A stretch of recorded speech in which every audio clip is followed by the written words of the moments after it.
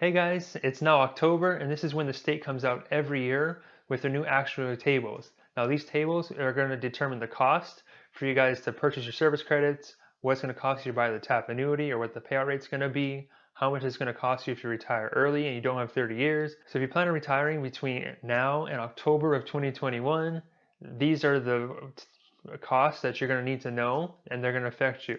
So keep watching for that information. Now, before I keep going on that, make sure you hit the subscribe button so you don't miss any future updates like this one, and check out the masterclass. The link is in the description below to figure out how to pay less taxes in your retirement. So to kick things off, we'll talk about the early retirement table. So if you're retiring early and you do not have 30 years of service, but you want to collect that pension before you turn 65, then you have to look at that table to see how much they're going to take. So if we're going 1 year early, it's about 10% reduction.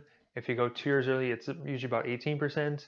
The changes that we saw being made for this year is it's going to cost you about 1% less. So not a whole lot better, but it's still progress, and it's going to cost you less money should you need to go down that road. Now, the next topic is purchasing service credits. Now, purchasing service credits rates have gone up. So in other words, it's going to cost you about 1.7 to 1.8% more this year than it did last year.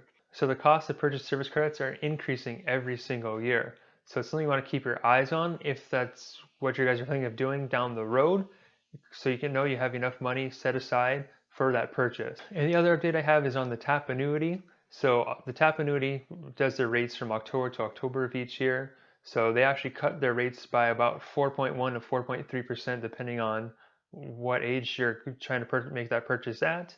So rates went down. So in other words, it's going to cost you more money to get the same benefit as it did last year.